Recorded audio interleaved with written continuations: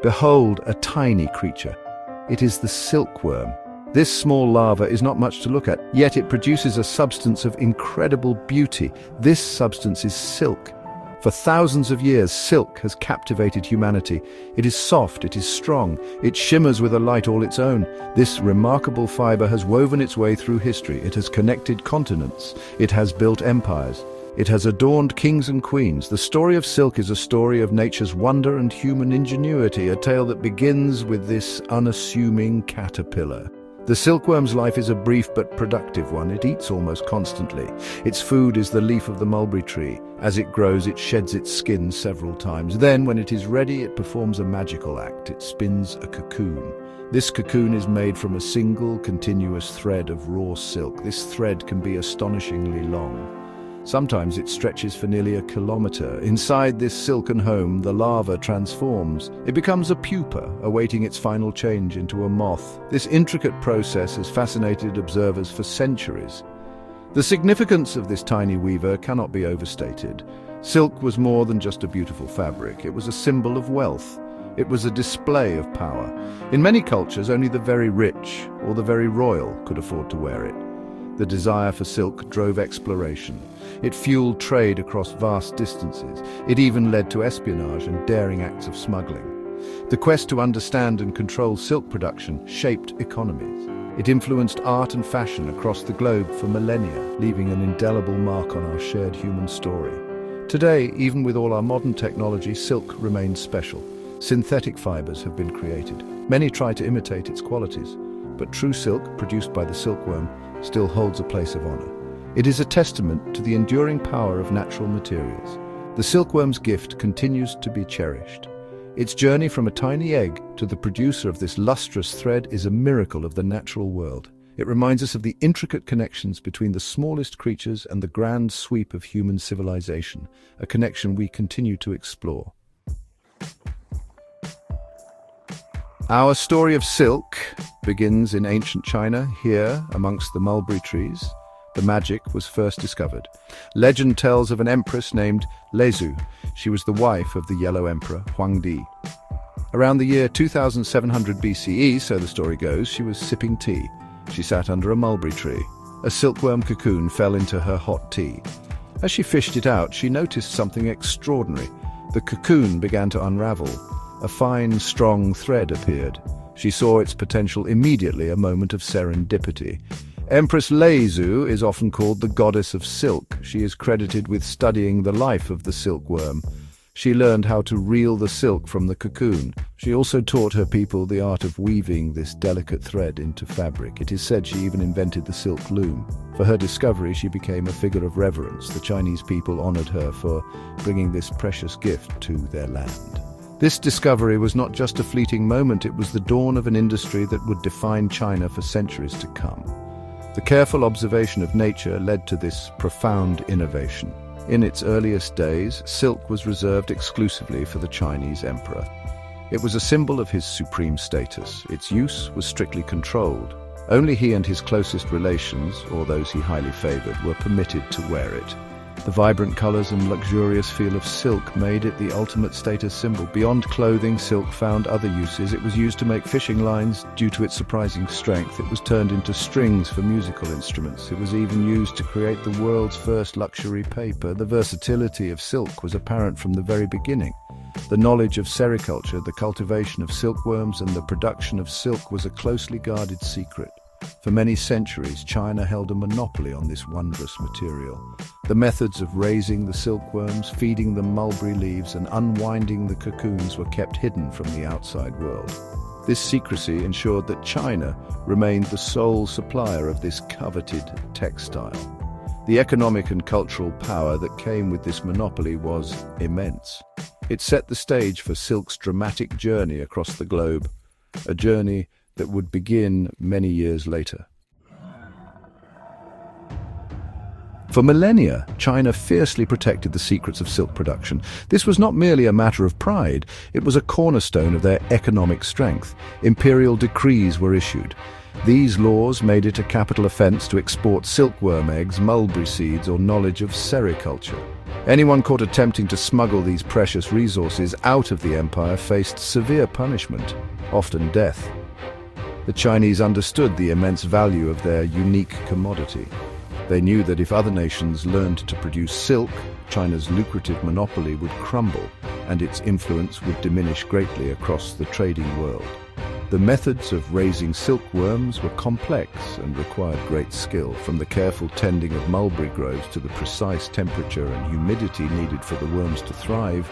Every step was critical. The delicate process of unwinding the cocoons to retrieve a single, unbroken thread also demanded expertise. This intricate knowledge was passed down through generations within specific families or guilds. They perfected techniques for breeding silkworms that produced the finest, most lustrous threads. This dedication to quality further enhanced silk's reputation and desirability in far-off lands, making the secret even more valuable. The outside world, particularly the Roman Empire, was captivated by this mysterious fabric.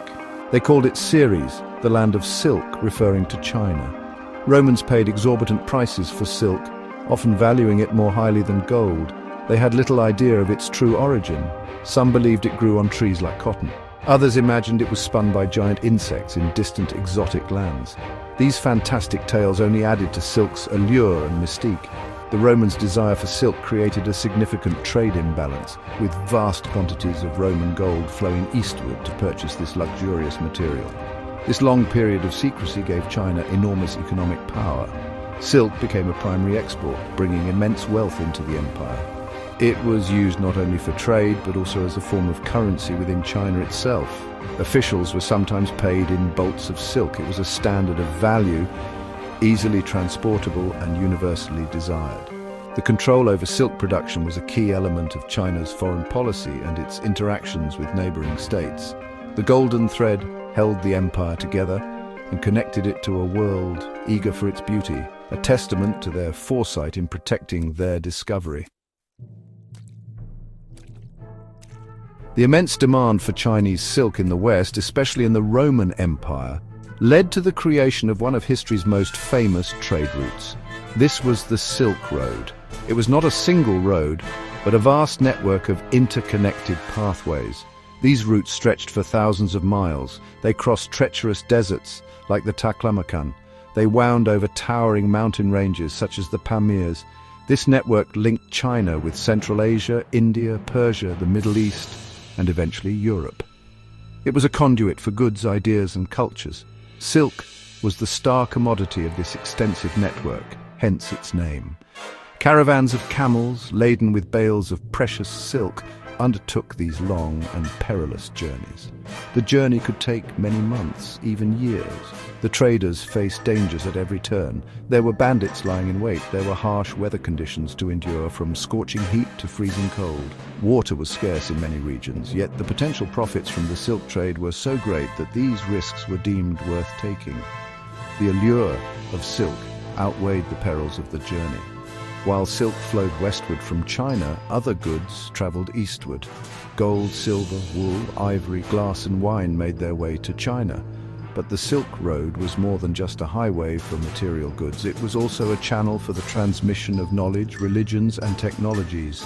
Buddhism spread from India to China along these routes. Christianity and Islam also moved along these paths. Artistic styles, scientific innovations, and even diseases were exchanged between distant civilizations. The Silk Road became a vibrant artery of cultural exchange, profoundly shaping the societies it connected. The Silk Road flourished for centuries, reaching its peak during the Tang dynasty in China from 618 to 907 AD, and later under the Mongol Empire. Various empires and kingdoms along the route vied for control of sections of it, as taxing the caravans brought great wealth. Oasis towns like Samarkand and Bukhara grew into prosperous trading hubs. They became cosmopolitan centers where merchants from different lands met and exchanged their wares.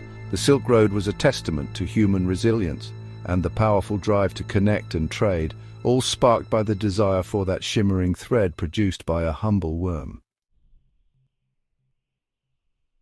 Section 5. The secret unravels silk's journey westward. Despite China's best efforts to guard its precious secret, the knowledge of silk production eventually spread. For centuries, the mystery of silk's origin captivated the West. However, the desire to produce this valuable commodity locally was immense. The cost of importing silk from China was astronomical. Many empires dreamed of breaking China's monopoly. The journey of how this secret escaped China is filled with intrigue and legend. It was not a single event, but a gradual leakage of information and resources over time, driven by human ingenuity and desire. One popular story tells of a Chinese princess around 440 AD. She was sent to marry the king of Khotan, a kingdom in Central Asia on the Silk Road. She was unwilling to give up the luxurious silk she was accustomed to, so she cleverly smuggled silkworm eggs and mulberry seeds out of China. She hid them in her elaborate headdress. Customs officials, respecting her royal status, would not have dared to search her so thoroughly. Once in Khotan, she began the cultivation of silkworms, establishing the first center of silk production outside of China.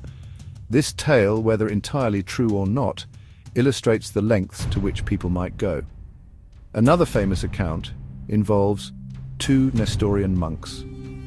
In the 6th century AD, during the reign of the Byzantine Emperor Justinian I, these monks reportedly traveled to China. They observed the intricate processes of sericulture. On their return journey, they are said to have smuggled silkworm eggs out of China. They hid the precious eggs inside their hollow bamboo walking staffs.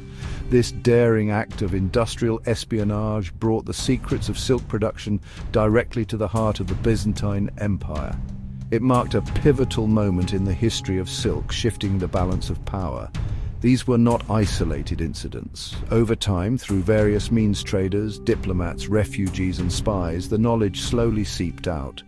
Small-scale attempts at sericulture likely occurred in regions bordering China before the more famous smuggling events. The allure of silk was too strong and the rewards for breaking the monopoly too great.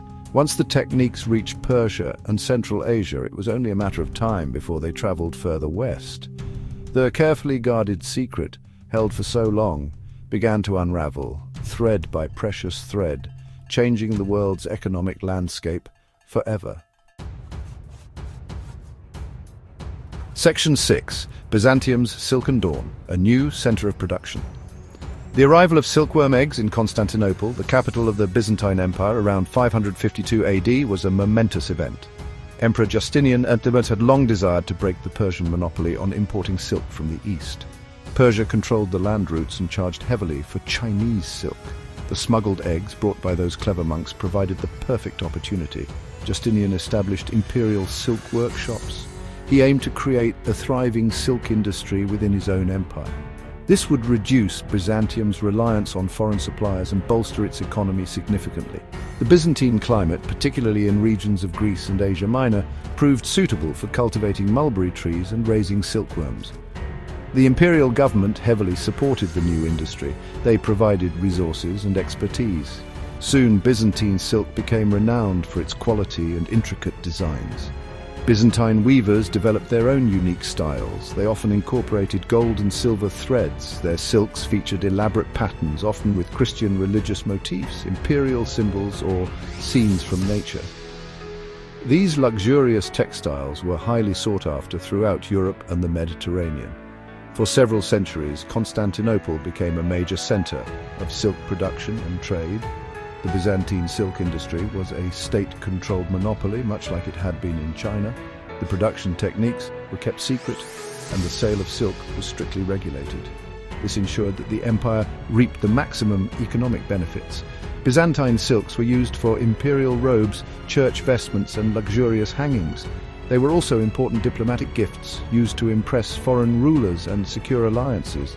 The shimmer of Byzantine silk reflected the power and sophistication of the empire itself. The Byzantine success in sericulture eventually led to the further spread of silk production. During the Crusades, knowledge and skilled weavers from Byzantium and other silk-producing areas in the Near East began to move westward. Norman conquests in southern Italy also played a role in transferring silk technology to Europe. While Byzantium initially guarded its secrets, the allure of silk was too powerful to contain indefinitely. The seeds of silk production, once planted in Byzantine soil, were destined to take root in new lands, continuing the westward journey of this remarkable craft. Section 7. Europe catches the shimmer, silk weaves through the West. Following its establishment in the Byzantine Empire, the art of silk production gradually made its way into Western Europe. Italy was one of the first regions to embrace sericulture. Around the 12th century, cities like Lucca, Venice, and Florence became renowned centers for silk weaving. They benefited from their maritime trade links, which brought them into contact with Byzantine and Eastern silk traditions. Italian weavers developed highly sophisticated techniques.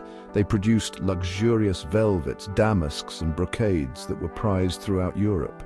The Italian city-states grew wealthy from this flourishing silk industry. France, too, became a major player in the European silk trade. In the 15th century, King Louis VI made efforts to establish a national silk industry. He aimed to reduce France's dependence on expensive Italian imports. Lyon, in particular, emerged as the heart of French silk production. By the 17th century, under the patronage of kings like Louis XVI, Lyon became the silk capital of Europe. Its workshops produced some of the most fashionable and innovative textiles. The skill of Lyonnese weavers was legendary. Their creations adorned the courts of Europe and set international fashion trends. England also attempted to establish its own silk industry. Efforts were made, particularly during the reigns of James I and Charles I, to encourage mulberry tree cultivation and silkworm rearing. Huguenot refugees, skilled weavers fleeing persecution in France in the late 17th century, brought valuable expertise to England. They settled in areas like Spitalfields in London, which became known for its silk weaving. However, the English climate was generally less favourable for large-scale sericulture compared to Italy or southern France. England became more focused on silk finishing and trade rather than raw silk production. Across Europe, silk became a powerful symbol of status, wealth, and sophistication. Royal courts and the aristocracy craved this luxurious fabric. Guilds of silk weavers were formed to protect their craft and maintain high standards of quality. The demand for silk spurred innovation in loom technology and dyeing techniques. Sumptuary laws were sometimes enacted, attempting to restrict who could wear silk, but these were often difficult to enforce. The shimmering thread from the East had firmly woven itself into the fabric of European society, economy, and culture, transforming tastes and industries along the way. Section 8. A fabric of empires, silk's economic and cultural tapestry. The impact of silk on global economies was profound and far-reaching. For China, its long-held monopoly generated immense wealth, funding vast imperial projects and armies. The Silk Road itself was a testament to silk's economic power, creating prosperous trading cities and facilitating the movement of capital across continents. When Byzantium and later Italy and France developed their own silk industries, it shifted economic balances. These nations too reaped significant financial rewards. Silk production became a key industry, providing employment for thousands, from mulberry farmers to weavers and merchants, shaping local and national economies.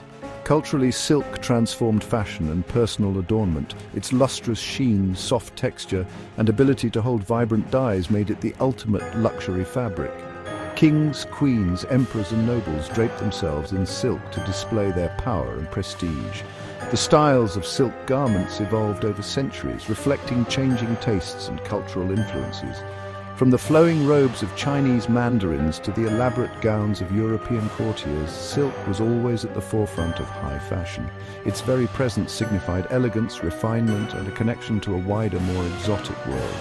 The desire to possess and wear silk drove trends for millennia. Silk also played a significant role in religious practices and artistic expression. In many cultures, silk was used for sacred vestments, altar cloths, and religious banners. Its preciousness made it a fitting offering to the divine. In the arts, silk was used as a canvas for exquisite paintings, particularly in East Asia. Silk tapestries and embroideries became highly valued art forms, showcasing incredible skill and intricate designs. The stories, myths, and historical events depicted on these silk artworks provide invaluable insights into the cultures that created them, preserving history in threads of light. Beyond its visual appeal, silk influenced social structures. The control of silk production and trade often concentrated wealth and power in the hands of a few. Guilds of silk workers held special status and influence in many cities. The quest for silk even drove diplomatic missions and at times conflict. The fabric became intertwined with notions of luxury, exoticism, and sophistication, shaping perceptions and interactions between different societies. The humble silkworm, through its delicate thread, wove a complex tapestry that connected diverse peoples and left an indelible mark on their collective cultural heritage, a truly global phenomenon. Section 9. The enduring glow, silk's legacy in the modern world. Even in our 21st century, filled with advanced synthetic materials, silk retains its allure. The legacy of the silkworm and its remarkable thread continues to resonate. While no longer the exclusive domain of emperors or the ultra-wealthy, silk still represents quality, luxury, and natural beauty. Its unique properties, its strength, its softness, its breathability, and its characteristic shimmer are difficult to replicate perfectly. Fashion designers continue to cherish silk for its drape and elegance. It remains a favored material for high-end clothing, lingerie, scarves, and home furnishings, a timeless classic in a fast-changing world. Modern sericulture is practiced in many countries around the world. China and India are now the leading producers, continuing ancient traditions while also incorporating modern scientific methods. Research continues into improving silkworm breeds, mulberry cultivation, and silk reeling processes. There is also growing interest in the non-textile applications of silk. Its biocompatibility and strength make it a promising material for medical uses such as surgical sutures and tissue engineering. The humble silkworm's product is finding new ways to benefit humanity, far beyond its original use as a beautiful fabric. However, the silk industry faces challenges in the modern era. Competition from cheaper synthetic fabrics is intense. The production of high-quality silk remains a labor-intensive process which can make it expensive. Environmental concerns regarding water usage and the chemicals sometimes used in dyeing also need careful management. Yet, there is a renewed appreciation for natural, sustainable fibers, and silk, when produced responsibly, fits this ethos. Efforts are being made to promote eco-friendly silk production methods, ensuring this ancient craft can thrive in a more conscious future. The story of the silkworm is a remarkable chapter in the grand narrative of our planet. From a secret held by an ancient empire to a global commodity that shaped trade, culture, and art, silk's journey is extraordinary. It reminds us of the incredible gifts that nature provides and the ingenuity of humans in harnessing them. The delicate thread, spun by a small larva, has woven a rich and colourful tapestry through human history. Its enduring glow continues to captivate us, a testament to the timeless appeal of natural beauty and the remarkable legacy of this ancient craft, a craft that still whispers tales of empresses, explorers, and empires.